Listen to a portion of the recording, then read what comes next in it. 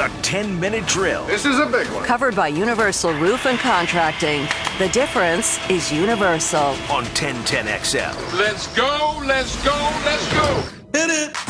We are going to hit it. Sports concepts and rationalizations coming your way. We call it the 10-minute drill. Beef, I think at the end of the drill, we're going to hand something out. Is that correct, sir? You're absolutely right, Dan. What do you got? We're going to hook up one lucky Googan at the end of the 10-minute drill with just a plethora of prizes, including a floral arrangement from our friends over at Kuhn Flowers and a limited time offer for a Chick-fil-A mocha cold brew accompanied with a chocolate fudge brownie. So if you like chocolate, you're in luck. We're going to talk more Jaguars here coming up top of the hour with Tony Baselli. We want to bounce around a little bit and talk about all the things that happened this weekend. It is right now, sports lover's dream. I mean, there was a menu of sports out there that you can just pick and choose from. Had to make decisions last night, Dan. I had to decide, what am I watching? What am I taping? What am I, I bounced around as best I could. I was also at work, but I want to say this. I watched the end of the Vikings-Seahawks game. My God, dude. Russell Wilson is incredible. I kind of agreed with Zim. I mean, they went for it on 4th and 1. They're down on the 5-yard line. They're running through Seattle like butter. Let's just win the game right here and not give him a chance. And he's still got to drive 95 yards in a minute 40 with one timeout left. Well, they got stopped, unbelievably. And then, sure enough, 4th and 10, he throws the ball on a vertical down the field to Metcalf, who somehow catches the ball. They get more plays like that too, don't they? It's through the years. It used to be Curse or whoever. And then fourth and goal. Looks like they're going to get a stop. And I mean, this guy's got a guy bearing down on him, and he guns the ball. And Metcalf crossing route catches the football for the game-winning touchdown. It was so impressive by the Vikes process. At one point, I think Minnesota might be that team that you look up in 8 weeks and is 9-4 or something. Not 9-4, but because they started 0-3, but I think they'll be back in it. I think they can get to 5-4. You know what I mean? They've had a tough schedule, but they have not played well at all. Yeah, but they were playing great last night. Yeah. They ran through Seattle all night. I disagree with you, and this is what's great about sports. Yeah. I couldn't be in more harsh disagreement with the kid. You got to take the 8-point lead. So if he works his magic, at least you got overtime. Yeah. And if he works his magic, he's got to work it twice. Yeah. So I thought.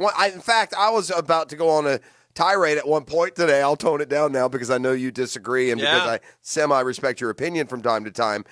So there's probably others that, like you, would want to be aggressive and go for it there. I mean, it was like half a yard, What has happened to solid, fundamental, textbook football? I'm watching the Colts game yesterday, Dan. Yeah. Mm-hmm. They fair catch the 3. Yeah, they do that a lot. Who fair catch? And then you know what happened the next play, right? Safety. Into the game. And it's your fault. It's your fault. Yeah. And you know what? It's not even the player's fault. I have to know. We talked about this last year. But they must be coaching them. Well, they're coaching them to do that. What happens is these punters have become so adept too. One of the things is the punters have become so adept at the ball doesn't bounce like they put reverse spin on it and such that it just hits the ground and thuds or comes forward and they kick the point of the ball and it makes it act weird. So, but even still, so if you're at the 3, can only go another 2. Yeah, I'd let it. I don't understand why it used to be inside the 10. You just let it go. Yeah. So you had that. You have the Rays are playing some great baseball. If you don't know about the Tampa Bay Rays. Well, first off, they killed the Evil Empire Friday, which was terrific. And one of the great at-bats I've ever watched live. I don't even know the kid's name. Brousseau, yeah. Well, anyway, I was about to say this, and I'll let you continue. Mm-hmm. Here's the thing about the Rays. This is how gritty they are. Mm-hmm. You can watch them 4 or 5 times and still not know their names. That's the truth. Right? That's the truth. So this Brousseau kid on Friday night is up against Chapman. And Chapman and Chapman is the guy. Brousseau's the guy who got thrown at his head earlier in the year by Chapman, and that's where Kevin Cash came out. You remember? And said, we got a stable, and guys who throw 98 if they want to play that game. So and they hate each other anyway. So Chapman's out there. Booney brought him in the 7th. He's got to get through the 8th. And it's weird because I'm watching the at bat and I'm going, why are you? He's starting to get the timing on the 101 mile an hour fastball. And he's fouling them off. And then sure enough, right down Peachtree, kind of inside pitch. And he half swung, but he had the timing, and he drove it out of the park. And all of a sudden, the Rays have eliminated the Yankees. It wasn't a walk-off because they had to get him out 3, but they did. and the mighty Yankees go home with their huge payroll, and the Rays, who have been the best team in baseball this year, not named the Dodgers, I guess. The Dodgers won a few more games. Is that correct? I think the Dodgers won 43 and the Rays won 40. But an impressive performance by this Tampa Bay Rays squad who, player after player they trot out there, and they got this closer who, if you walked into the sip and go and he was in there buying some boiled eggs, you wouldn't know he's a big league pitcher, okay? A portly fellow who has been terrific for him. And the Rays took game one from the Stros and looked like the best team. So you had that going on last night and then beating the Yankees. You also had the NBA Finals on, and the Lakers won as expected. And there was no fun. The Heat got annihilated last night, and the Lakers said enough of this. And they're the favorites for next year as well. And there's no that escalated quickly. There's no asterisk, and LeBron James deserves everything that he gets, and he's a great player. But I did get a kick out of one meme, I think, or whatever it was, where James, they had a hand with the 4 rings. Did you see this one, Beef? And then somebody wrote on each ring. Yes, I saw it. Kyrie. Yeah. COVID, bubble, strike season. Ray Allen. Right, strike season. And the strike season. Was it a strike season? Yeah, it was the 66 gamer. Yeah, so it made me chuckle out loud as they found reasons why LeBron has won all 4 of his and 4 NBA Finals MVPs. He's a great player, and listen, he deserves a ton of credit. And him and AD got it done, and they're the best team, and they'll be favored to win it again next year. Yeah, well, I think they're there for the getting if the right team gets them. The Heat didn't have enough. I think what's most impressive to me about LeBron James, and correct me if I'm wrong, was this not his 17th year of playing? That is correct. Right. That's year 17. And I do think this, gosh, too. Dude, he still the guy clearly does what he does and takes care of what he has to take care of. He does it effortlessly, too. We don't even give him credit for going for 28 and 11 assists and 5 rebounds. It put into summation, you could argue, if you took in all of the factors, especially modern, let's just go back, say, 40 years to 1980, the Lakers are the best sports franchise ever. I know. Especially because they've won now 11 since 1980. What's so impressive? They've done it with now 4 different nucleuses. Nobody else can do that. 17 championships. And I was thinking about this last night in a jealous rage. I was feeling so bad for the Laker fans who had to wait 10 years, a lifetime between championships while I looked up at my Knicks banner from 73. You won't see a Hawks banner up there unless you go to St. Louis. I saw a fun fact somebody sent to me. He asked me to share it with you, Dan. Said J.R. Smith now has as many championships as the Knicks. Yes. 1957 was a hell of a year for me, Dan. Unfortunately, the Braves were in Milwaukee and the Hawks were in St. Louis. And I wasn't born. Yeah. Although my favorite factoid from last night's win for the Lakers said, after all these years, Dwight finally went to Orlando and won himself a title. That's good. That guy still acts like he's about 7, doesn't he? I also like the one I read that said, I'm not sure how much Laker fans can enjoy this one with Dak's injury. You know who you are. You know who you are. But anyway, yeah. And then you want to talk about par excellence. You mentioned his name. I looked up the numbers. No one has ever dominated an event like Rafa and the French Open. 13. He's made the French Open like even us talk about it here on a day that there's so many sports. It's not 13.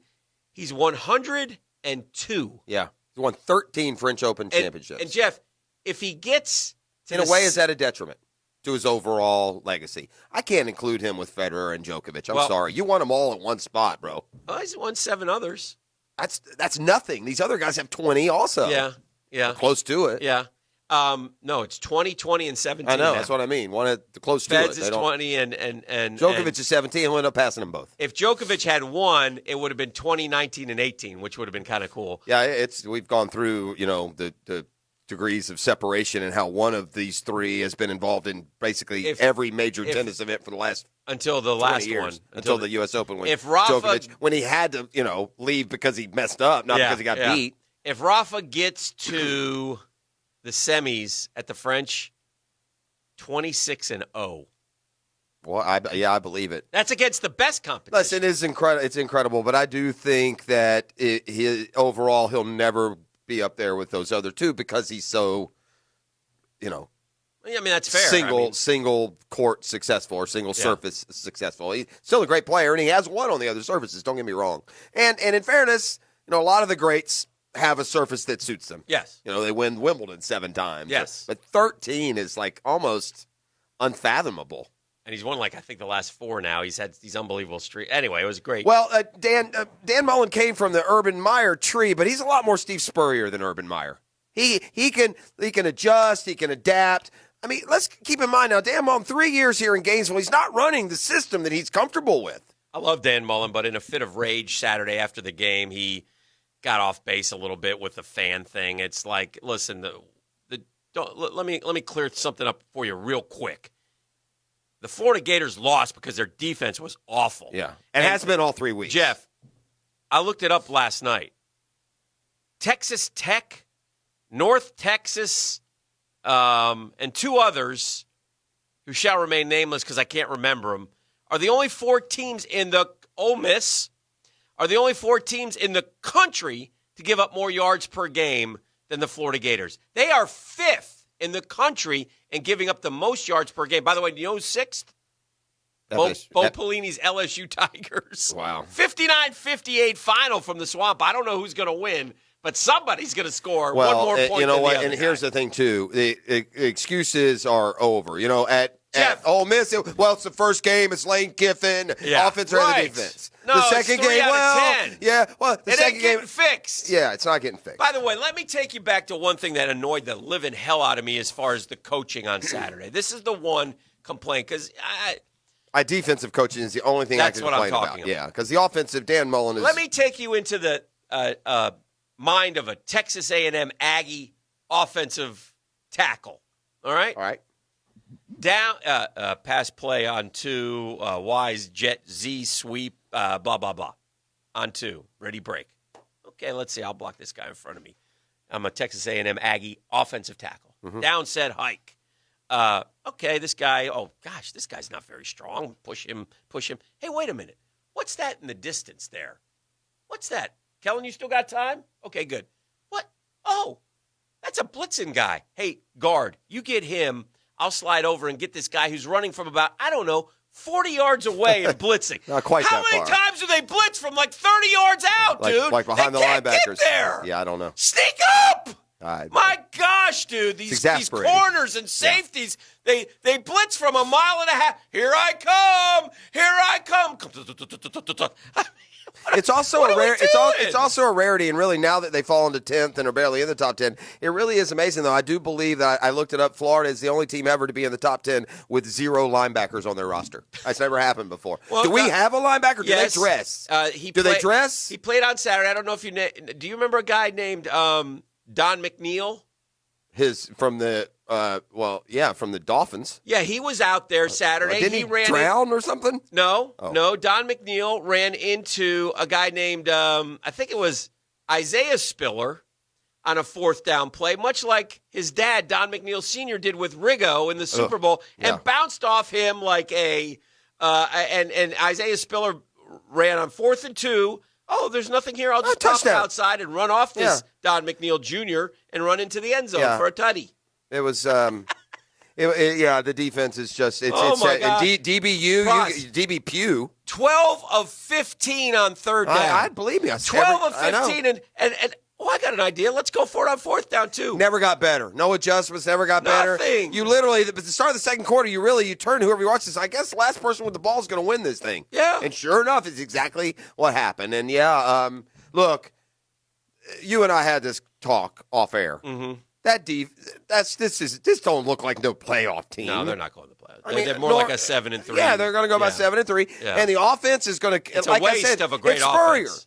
Yeah, I'm telling you, Murray, they're always going to get 30 or 40, Dan. He's not going to not do that. The guy can call offense. The one thing I was thinking and watching the game on Saturday, Florida doesn't play urgent on offense. And I wonder if they tried that and maybe said, look, we're just going to have to score 50 for the time being instead of 38. And because I think they had 61 snaps and A&M had 78. And I know Mullen was miffed about the crowd. And I think his in hindsight, if he looked back, I think what he would say is, It's just not fair. I mean, and it sounds like such sour grapes after you get your butt kicked. So it wasn't the best look for Danny. But I think he was, because, I mean, the first thing I thought when they showed the crowd is this old video from a Texas A&M game? My gosh, that place is packed. And what's happened here, and I've said this over and over again, these guys set limits, but they're not following the limits because they're charging like if you want to go to Florida LSU Saturday, I think it's $175 a ticket. For every ticket? I believe if you want to go buy a ticket for Florida LSU on this particular Saturday, I think it's $175. Well, forgive me, I'm not spending, and you're not going alone. So now if you're taking your family of 4, you're spending about $800 for tickets. You're not doing that.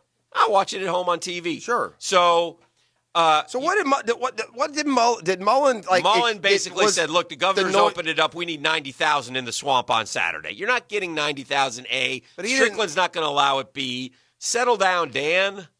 And here's what the programs are doing. Like Florida didn't sell out their first game. They were 2,000 short for the South Carolina game. Not that many people are going to go to Gainesville, but here's what the programs are doing. If you want to come, they'll sell you a ticket. They'll go over 17,000 now because they're desperate for money because they're getting annihilated in their athletic budgets. So if A&M can squeeze in 50,000 and tell everybody it's 26, sure they're going to do it. Well, and I don't know why they have to tell everyone it's 26. They squeeze in as many as they want under the laws of their state. I mean, that's on the fans that chose to go, I guess. And but Mullen's stadium comments were almost as bad as Nick Saban's "they stole our signals" comments. Yeah, shut up. Yeah, come on. Come on, Nick. Yeah. They got you a little bit. Yeah. By the way, early Dan Hicken special, I wouldn't be surprised if Georgia beats Alabama. I would. I'd be shocked. Okay. All right. I mean, Bama gets tested a little bit by Ole Miss and only beats them by 20. Yeah. And Georgia trails 21-17 to Tennessee. I mean, yeah. There was as much to raise a red flag in the Georgia win to me as there was in the Alabama win. Mm-hmm. If Georgia played off, if Georgia's offense was explosive, mm-hmm. I would be more scared of that game. But in a defensive battle that's at Alabama, yeah, I would take Mac Jones over Stetson Bennett. And sure. Now I'm with you. I don't. Georgia's the class of the East still. Face value for Florida LSU tickets between the 35s, $395. Well, then they deserve to have what's there. That's why people aren't going. Yeah, you're basically. I mean, hey, if you want 90,000 in the swamp, right. Danny, take $1 million off your salary and $10 tickets, and let everybody buy $10 tickets.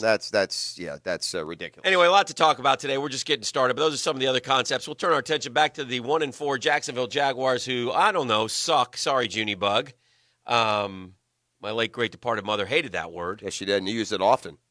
For lack of respect. She thought now I do, but now I know she gets angry with me. Oh, yeah. Let's do caller number 3, Beef, 641-1010. Tell them what they're going to win. Caller number 3 right now, 641-1010. Going to go home with a beautiful floral arrangement from Kuhn Flowers. In addition to that, they'll scratch their chocolate itch with a Chick-fil-A mocha cold brew and a chocolate fudge brownie. So call now.